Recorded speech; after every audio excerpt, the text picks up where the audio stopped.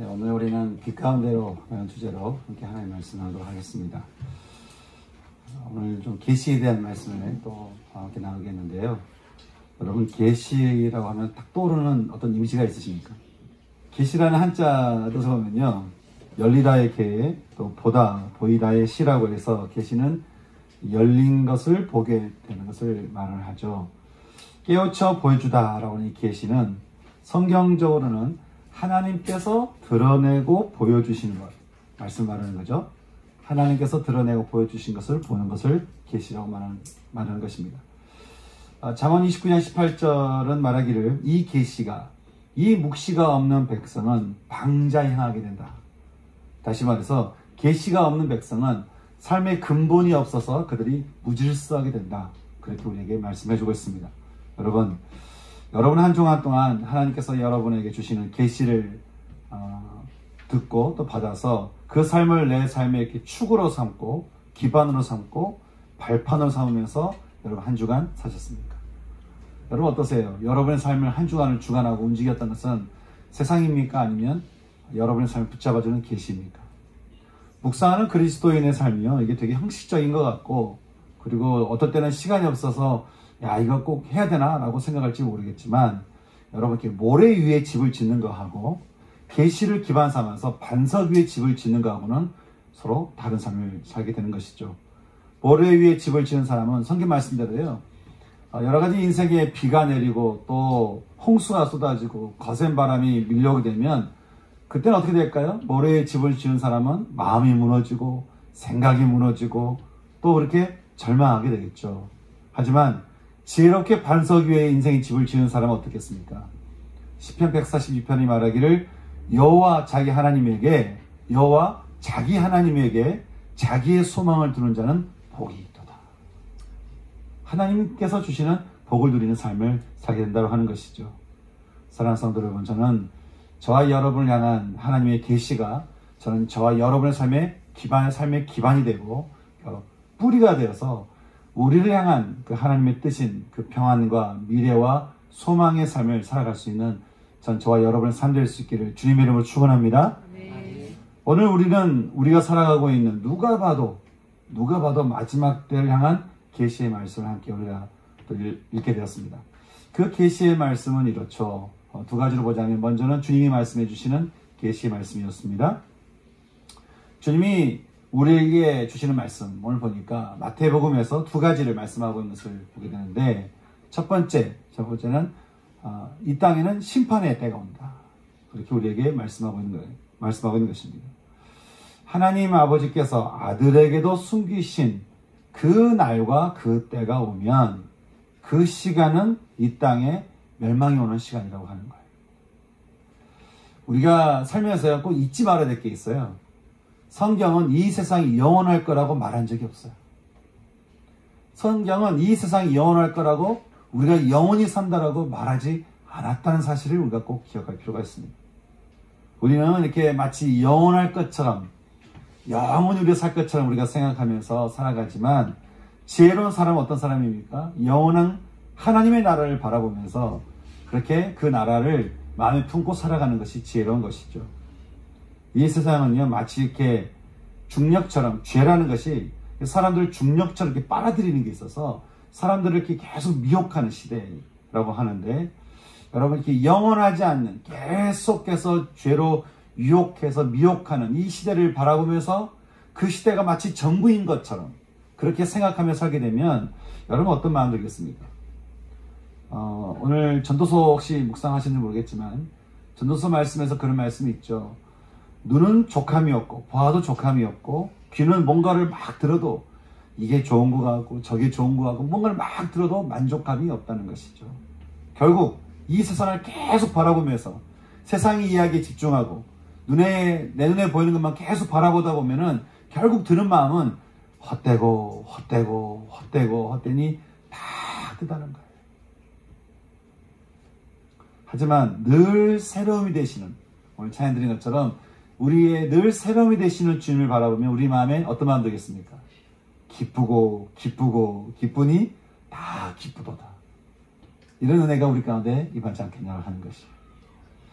우리 눈에 보이는 이 세상은 결국 다 무너지고 주님이 재림하시면 하나님께서 새롭게 창조하시는 새 하늘과 새 땅이 이렇게 펼쳐지게 되는데, 그러니 어떻게 해요?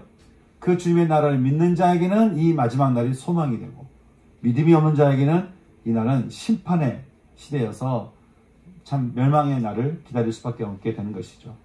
그래서 동시에 말씀하시는 두 번째 계시가 있는 거예요. 그것은 그 날은 노아의 홍수 때와 같이 온다는 거예요. 노아가 산 위에서 배를 만들었죠. 한 얼마나 배를 만들었을 것 같아요? 노아가 산 위에다가 배를 만들었어요. 우리식 말하면 어디 저기 백두산 위에, 한라산 위에다가 이렇게 배를 만든 셈인데, 배를 얼마나 지었을까요? 거기서요. 네. 한 1, 2년 지었을까요? 120년. 120년 동안 산 위에서 배를 만들면서 사람들에게 복음을 전하는 거예요. 그때 사람들의 온통 관심은 그냥 이 땅에 있는 것이죠. 그래서 이 땅에 모든 관심을 이 땅에 두면서 먹고 마시고 장가들고 시집가는 일에만 다들 전념하고 있었다는 거예요. 여러분, 그러고 보니 이 땅에 이 시대도 그렇지 않겠습니까? 제가 미래학자들이 내놓은 코리아 2023 트렌드 이걸 보니까 재밌는 항목이 있는 거예요. 내년에 한국은 이럴 것이다. 그 미래학자들이 말한 몇 가지 항목 중에 뭐가 있냐면 네버랜드 신드롬이 있는 거예요. 들어보셨어요? 네버랜드 신드롬. 이게 뭐냐면 절대로 늙지 않겠다는 신드롬. 성형을 하든 운동을 하든 뭐를 잘 먹든 주사를 맞든 하여간 절대로 늙지 않겠다는, 그 젊음을 우상하면서 미워하면서 오히려 나이 든 것을 싫어하고 나이 든 것을 거부하고, 그러니까 결국에는 그 미래학자들이 말하기를 인격적인 어른을 만나기가 어려운 시대. 이게 신드롬이라는 거예요. 젊음을 우상화하고, 그래서 눈에 보이는 현실을 위해서 먹고 마시고 장가가고 시집가는 것을 마치 우상 섬기듯이 그렇게 살아가게 되면, 여러분, 그런 식으로 우리가 삶을 살아가다 보면 우리가 나이 들수록 우리 마음속에 이렇게 뭔가 인격이라든지 영혼의 생명이라든지 구원이라든지 이런 단어가 귀에 들리겠습니까? 그런데 지금 이 시대가 바로 이 노아 시대처럼 그랬다고 하는 것이죠. 그러니 갑자기 집에 도둑이 드는 것 같이 찾아오는 이 마지막 때가 오면 그때 멸망 가운데 이렇게 버려둠을 당하는 일이 있겠지만, 주의 계시는 말씀하시기를 주의 때를 두고 깨어 살아가는 사람들은 마치 노아처럼 그날의 구원을 받을 것이니 인자 곧 주님이 그들을 영생 가운데로 데려가게 될 것이라고 그렇게 말씀하는 것입니다. 즉 계시가 임하는 그날이 되면 우리는 모두 완전한 소망을 얻게 되는 날을 맞이하게 된다고 하는 것이죠. 이것이 이 마지막 때에 우리에게 주시는 계시라는 거예요. 또 이사야 선지자가 우리에게 주시는 계시가 있습니다. 이사야 선지자도 오늘 우리가 읽은 말씀에서 마지막 때를 이렇게 말씀하고 있죠. 먼저 마지막 때가 오게 되면 여호와 전의 산이 모든 산 꼭대기 위에 서게 될 것이다. 그러니까 모든 산 꼭대기에 여호와의 전이 서게 될 것이다. 그렇게 이야기를 하는데요. 이건 좀 당시 상황을, 지리적인 상황이라든지 이걸 좀 살펴볼 필요가 있는데, 지금도 이렇게 유럽 지역에 가보면 항상 모든 신전들이 항상 산 위에 있어요. 아크로폴리스라고 해가지고 항상 위에 있는데, 또 뭐 그 위에 있는 것을 보게 되면 뭐 그 당시에 있던 많은 지진 때문에 그러기도 하지만 항상 다 위에 놓고 신전을 섬기는 거죠. 그래서 누가 이렇게 산에 오른다 그러면 의뢰이 드는 생각은 저 사람이 신전에 가나 보다 라고 생각하는 거예요. 근데 이사야 선지자가 말하기를 마지막 때가 찾아오면 사람들이 모든 산 위, 다시 말해서 세상이 여기에 구원이 있다, 저기에 구원이 있다라고 하는 것, 그 위에 하나님의 진짜 구원의 배를 만들어서 구원받을 노아 가족들과 동물들 다 불러오게 한 것처럼 하나님께서 이 세상에 굳게 세우는 여호와의 정 가운데로 사람들을 불러 모으신다는 거예요. 진짜 구원 있는 곳으로 부르신다는 것이죠. 그러면 그곳에 오르는 자들이 서로에게 말하기를 그렇게 말한다는 거예요. 오라! 우리가 여호와의 산에 오르자. 왜요? 우리를 살리는 율법이 세상 위에 존재하는 예루살렘에서부터 나오기 때문에. 자, 같이 서로서로 얘기한다는 거예요. 오라, 우리가 여호와의 산에 오르자. 여러분, 율법이 시온에서부터 밀려오는 세상에 우리가 부름받아서 살게 되면 우리는 어떤 세상을 보게 될까요? 하나님이 우리에게 주신 세상은 어떤 세상이겠습니까? 여호와의 산에 오르는 자들에 대해서 이사야서 2장 4절을 말하기를 그들은 더 이상 싸움과 다툼과 분열과 전쟁이 일어날 리가 없는, 이게 어떻게 표현하고 있냐면 전쟁의 무기들이 다 농사의 도구들로 바뀐다는 거예요. 전쟁을 쓰는 무기들이 다 농사의 도구들로 바뀌어서 다시는 전쟁을 할 일이 없는 그런 날을 맞이하게 된다고 하는 것이죠. 여러분, 인간의 역사가 시작된 이래로 지금까지 끊임없이 일어나고 있는 것 중 하나가 전쟁이잖아요. 또 우리가 큰 전쟁뿐만 아니라 작은 전쟁들이 얼마나 많습니까? 또 우리 마음속엔 또 얼마나 전쟁이 많습니까? 그런데 그 날에 그 여호와의 산에 오르게 되면 그 모든 전쟁이 끝. 얼마나 좋겠습니까? 누가 봐도 마지막 때로 가는 이때에 주님이, 그리고 이사야 선지자를 통해서 주님이 우리에게 주시는 계시가 뭡니까? 바로 깨어있는 그들에게는 마지막 날에 인자가 와서 그들을 영생 가운데로 데려갈 것이요. 우리를 살리는 율법, 그 말씀이 있는 시온에 오르는 자는 죄가 사라진 세상을 맞이하게 될 것이라고 하는데, 여러분, 마지막 때가 오면 올수록 성경이 우리에게 전해주신 이 계시의 말씀만큼 우리에게 소망이 되는 게 어디 있겠습니까?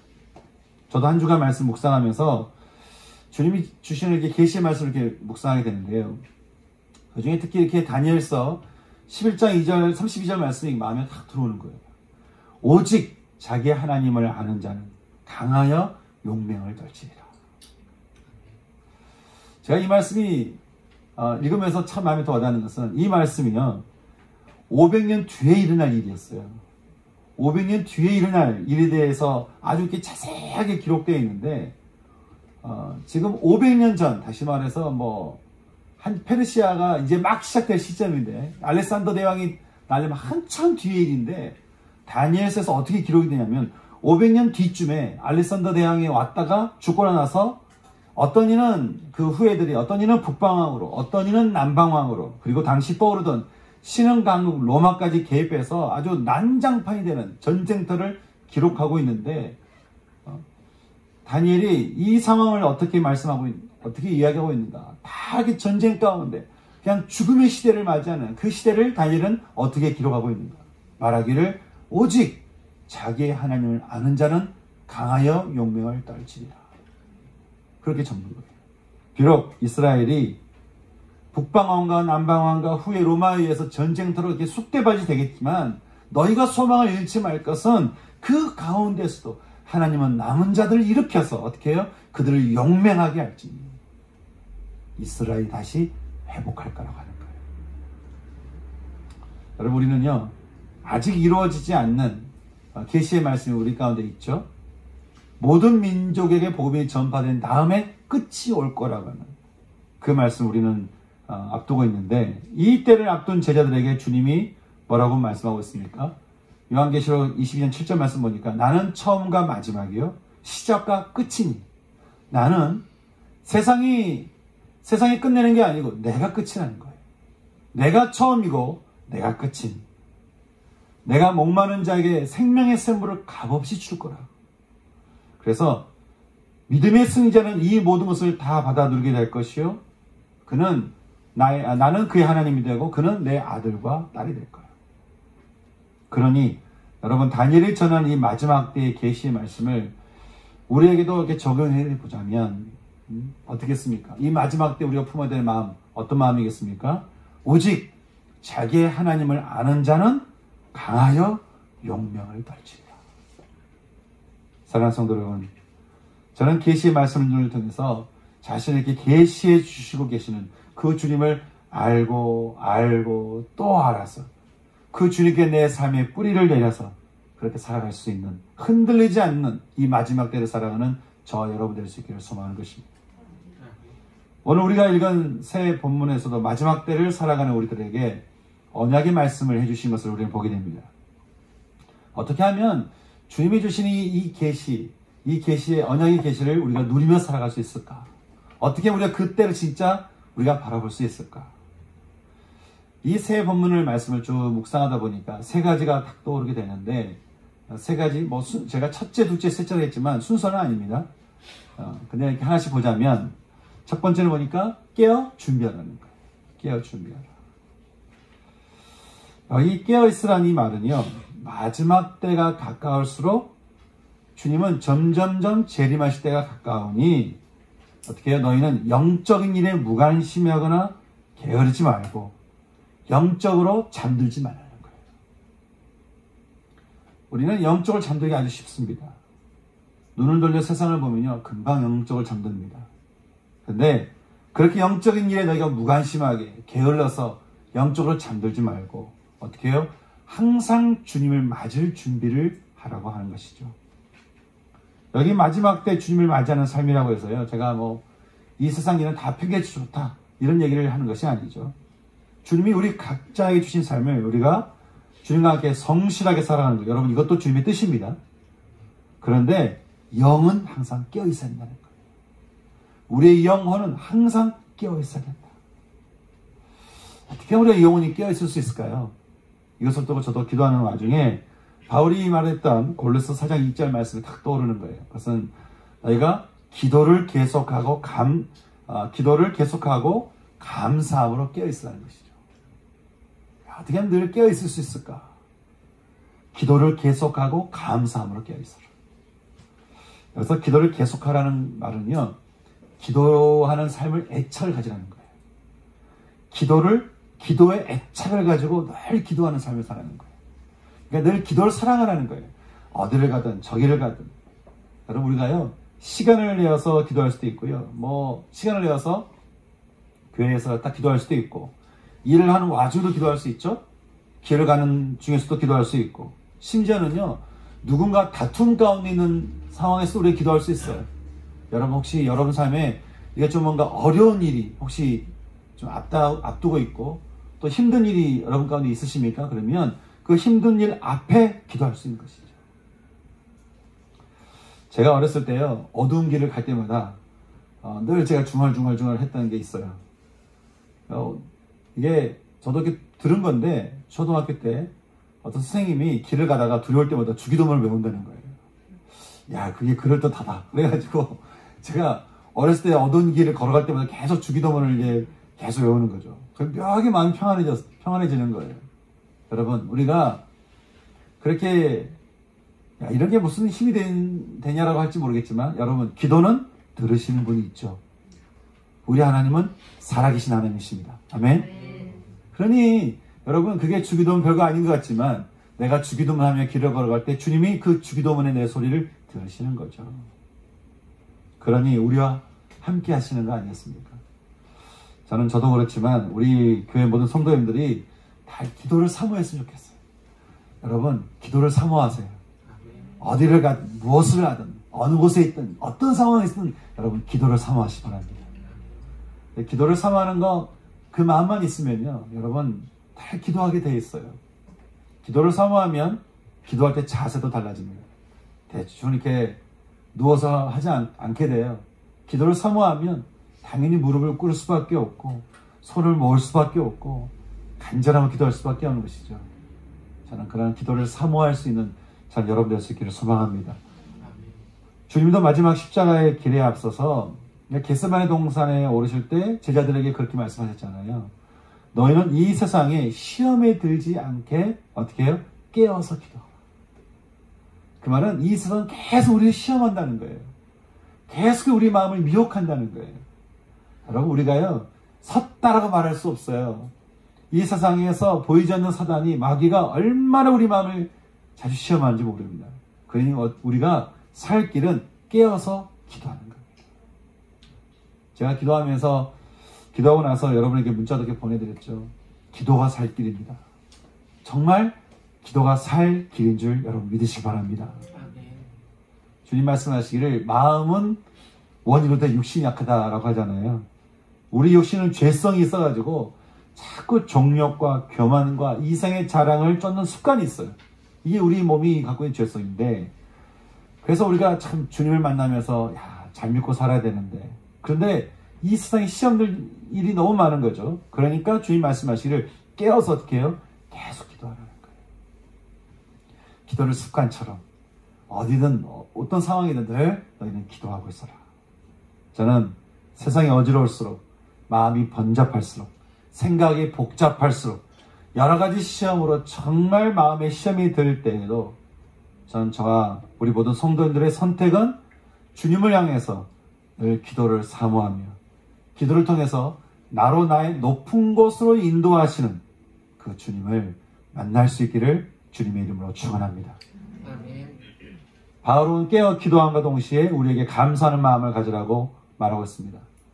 이 감사가 얼마나 힘이 있냐면요, 감사가 시작되잖아요. 그러면 다 감사로 끝나요. 이게 감사의 힘이에요. 어떻게 감사가 그럴 수 있을까?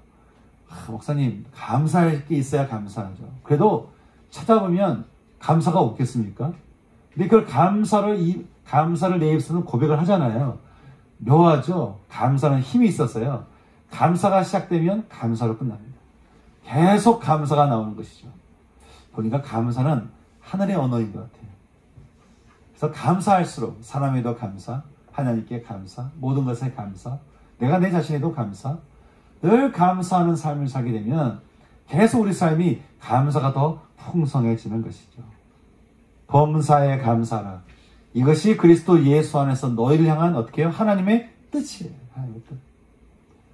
여러분, 기도할 때 습관적으로 감사하기보다 기도할 때마다 의도적으로 받은 은혜를 두고 감사할 수 있는 여러분 되시기 바랍니다. 그렇게 늘 감사하며 늘 기도를 사모하며 기도하는 삶을 살게 될 때 우리 영혼은 늘 깨어있는 삶을 살게 되고, 그들은 주님이 갑자기 오실 때에 주님을 만나서 주님의 품에 안겨 영생으로 올려지는 은총을 잊게 된다라고 성경 우리에게 말씀해 주고 있습니다. 저는 이런 삶이 우리 모든 삶이 될 수 있기를 소망합니다. 아멘. 둘째는 말하기를 성경 보니까 예수의 옷을 입으라는 거예요. 예수의 옷을 입어라. 로마서 11장에서요. 바울이 말하죠. 밤이 깊고 낮이 가까워지는 이날에 오직 주 예수 그리스도로 옷을 입고 정욕을 위하여 육신의 일을 도모하지 말라고 우리에게 말씀해 주고 있습니다. 여러분, 예수로 옷을 입는다는 게 뭘까요? 예수로 옷을 입는다. 로마서에서 바울은 그것을 단정히 행한다라고 표현하고 있는데, 단정히 행한다라는 것은 뭔가 옷을 잘 입는 것을 말하는 게 아니고 우리의 마음가짐이 어떠해야 되는지를 말을 해주고 있는 것이죠. 마음의 생각이 어떠하면 그의 사람됨도 그러하다고, 우리 마음의 생각이 앞서 말한 대로 늘 하나님께 마음을 두고 기도하며 감사하는 삶을 살게 되면 우리가 어떻게 해요? 예수로 옷을 입게 되는 그런 삶을 살게 된다고 하는 것이죠. 그러면 우리가 믿음과 덕과 지혜와 절제와 인내와 경건과 형제의 외에 사랑의 옷을 입는, 그래서 성품의 옷을 입는 우리가 될 수 있는 것이죠. 근데 오늘 로마서에서 읽은 대로 자기가 인생의 주인이 돼가지고 내 인생인데, 우리가 요즘에 세상이 하는 메시지 중에 하나가, 조심스럽게 들어야 될 말 중에 하나가 내 몸은 내 건데 라는 게 있잖아요. 내 인생 내 건데 내 마음대로 할 수 있다는 거예요. 내 인생 내 거니까 내가 내 마음대로 할 수 있다고 하는 것이죠. 방탕하든 술에 취하든 뭐 내가 정력의 옷을 입든 내 건데, 여러분 얼마나 사단이 이것을 아주 드라마틱하게 그럴싸하게 우리를 속이고 있는지. 여러분, 우리가 그렇게 살면 어떻게 예수의 옷을 입겠습니까? 내 마음대로 살면 예수의 옷이 입어지겠습니까? 어떤 사람이요, 술을 못 끊겠다는 거예요. 선생님, 술을 못 끊겠습니다. 계속 술이 땡긴다는 거예요. 혹시 여러분도 그러십니까? 그래서 제가 그랬어요. 계속 술이 땡겨서 계속 술 마신다고 하는 것 때문에 제 말하기를, 조심할 게 있는데 너 술 취할 때 주님 오실 수 있다. 너 술 취해서 나자빠했을 때 주님 오실 수 있다. 그러면 안 되는데. 그러니 어떻게 해요? 세상에 취하지 말고 성령의 충만을 입어서 깨어있자는 것이에요. 또 언약의 관계로 주신 성을요, 자기 욕구를 따라 사용하는 음란과 호색이나 스스로 오라서 늘 다툼과 정욕을 따라 그렇게 살게 되면, 여러분, 우리가 교회를 다닌다고 한들 어떻게 예수의 옷을 우리가 입을 수 있겠습니까? 제가 성경을 읽다 보면요, 죄에 대한 말씀을 볼 때마다 늘 빠지지 않는, 늘 제 항상 앞에 나오는 단어가 있는 거예요. 그게 바로 음란입니다. 그 말은 우리 모두에게 조심해야 되는 이 단어라고 하는 것이죠. 왜 음란일까? 왜 음란이 항상 이게 첫 번째 나올까? 보면요, 여러분, 태초에 하나님이 남자가 여자와 합하여 둘이 한 몸이 들어가셨죠? 이것은 하나님과 예수님과 성령님, 그 삼위의 하나님의 형상을 따라 창조된 우리이기 때문에 그렇게 가정을 통해서 언약 가운데서 우리가 서로 기뻐하라는 것이죠. 이것이 하나님이 우리에게 주신 성인 것이죠. 언약 가운데 기뻐하라. 근데 사단이 언약으로 맺어진 성을 어떻게 바꿨습니까? 네 마음대로 하라는 것이죠. 네 마음대로 해도 된다라고 우리 속이는 것이죠. 그러니 이 언약에서 벗어나서 사람들이 얼마나 자기 마음대로 음란을 가지고 살아가는지 모릅니다. 우리가 죽을 때까지 죄에 대해서 참 마음을 놓아서는 안 되는 것인데, 왜냐하면 사단이 역사대대로요, 우리 속에 숨겨진 이 삼위 하나님의 형상을 깨트리려고 얼마나 애쓰는지 모르는 거예요. 그래서 우리를 언약 가운데 부르지 않는 거예요. 우리를 언약을 통해서 우리는 기쁨보다는 다 자기가 원하는 대로 각자 자기의 속인에 오른 대로 기쁨을 즐기려고 하는 이 사단이 얼마나 우리를 속이는지 모르는 것이죠. 주님 말씀합니다. 너희가 언약 안에서 기뻐하라. 여러분, 이것이 성입니다. 근데 이것을 떠난 모든 것은 다 뭐라고 말씀하는 거예요? 그는 음란이라고 하는 것이죠. 바울이 우리에게 말합니다. 너희는 이런 방탕하고 술 취하며 음란과 허색과 다툼과 시기를 따라서 어둠의 일을 이제 그만 좀 벗으라는 거예요. 너희가 예수도 알고, 너희가 복음도 알고, 하나님도 알고, 말씀도 아는데 이제 그만 어둠의 옷을 벗으라는 거예요. 그러 말하기를 우리 빛의 옷을, 빛의 갑옷을 입자라고 말하는 것이죠. 점점 밤은 더 깊어가고 분명하게 낮은 더 가까이 오고 있는 이때에 어둠의 옷은 벗어던지고 빛의 갑옷을 입어라. 저는 더욱더 깊어가는 이 밤의 시대에, 그리고 점점 더 가까이 오고 있는 이 낮의 시간대 앞에 노아 시대 사람들처럼 먹고 마시며 다들 자기 욕구 따라 자기가 하고 싶은 대로 살다가 그날에 버림을 당하는 그런 일을 우리가 당하지 않고, 저는 예수로 단정의 옷을 입고 그렇게 살아가면서 낮의 때를 준비하며 살아갈 수 있는, 저는 저와 여러분 될 수 있기를 소망하는 것입니다. 세 번째는 여호와의 빛에 행하자라고 하는 것이에요. 기도와 감사로 깨어 준비하면서 단정히 예수의 옷을 입으라고 권면한 말씀은 이제 로마서에서 한마디로 또 이것을 정의하고 있는데, 그래서 바로 여호와의 빛에 행하자라고 말하는 것이죠. 여기 여호와의 빛에 행하자라는 말의 원어는요, 빛 가운데로 들어가라는 거예요. 빛 가운데로, 우리는 주의 빛 앞에서, 빛 옆에서 보통 걸어가는 경향이 많아요. 예수를 믿기는 믿어야 되겠는데, 또 예수를 영접하며 살아야 되는 것은 알긴 알아요. 예수를 믿어야 되는 것도 아는데 빛 가운데 들어가기보다는 이 빛 옆에서, 이 사선에서 걸어가 살아가는 거예요. 세상도 누리면서 빛도 조금 들어갔다가 자기 회개하면 그만이니까 또 회개했다가 또 갔다가 이렇게 왔다 갔다 하는 거, 그걸 스톱, 그만하라는 거예요. 그런 말하기를 너희는 빛 가운데로 들어가라는 거예요. 여러분, 빛이 뭐겠습니까? 하나님께서 우리에게 베풀어 주신 은혜와 또 생명과 말씀. 여러분, 이것을 한 단어로 표현하면 뭘까요? 은혜의 복음, 생명의 떡 되시는 말씀이 육신이 되어 우리 가운데 찾아오신 하나님의 독생자 예수 그리스도인 것이죠.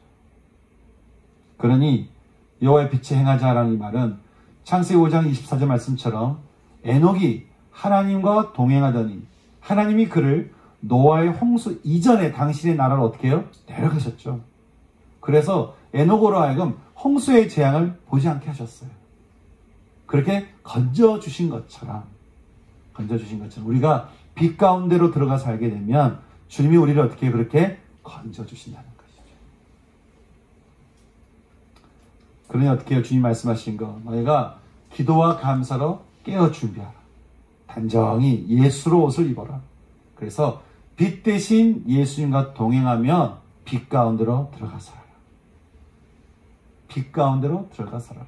결국에 우리에게 주시는 이 말씀인데, 여러분, 주님께서 주신 이 소망의 이 계시를 따라서 이 계시 앞에 여러분 우리가 다시 우리도 이 계시를 따라 살기를 결단하면서 우리도 들어가야 되지 않겠습니까? 다시 오실 주님 앞에 기다림과 또 이 은혜를 따라서 기다림과 소망의 불을 켜고 우리가 주님의 때를 기다리고 있는 이때에 여러분 우리도 주님께서 주시는 이 계시의 말씀을 따라서 그렇게 살아갈 수 있는 우리가 됐으면 좋겠는 것이죠. 기도로 감사함으로 깨어있어라. 단정하게 예수의 옷을 입어라. 그리고 빛 가운데로 들어가라. 주님께 주시는 이 말씀, 이 마지막 때를 향해서 주시는 이 말씀을 따라서 저는 이 말씀대로 살지 못하고 있는 우리 모습들 주 앞에 회개하면서 이 말씀을 가지고 기다림과 소망의 빛을 켜서 주님을 다시 기다리는 그 대강절의 이 첫 주일에 저는 주의 말씀을 따라서 기도하며 또 마음을 돌이키며 그렇게 나갈 수 있는 저와 여러분 될 수 있기를 소망하는 것입니다. 그래서 오늘 주신 말씀을 가지고 같이 기도했으면 좋겠습니다. 같이 기도하기는 여러분의 모습을 함께 살펴보시면서 내가 깨어 살지 못하는 내 모습이 있다면 이 시간 기도하십시다. 주님, 제가 기도와 감사함으로 깨어 살겠습니다. 세상의 정욕의 옷을 입고 살아가는 여러분 모습이 있다면 이 시간 또 기도하십시다. 주님, 제가 단정하게 예수로 옷을 입어 살겠습니다.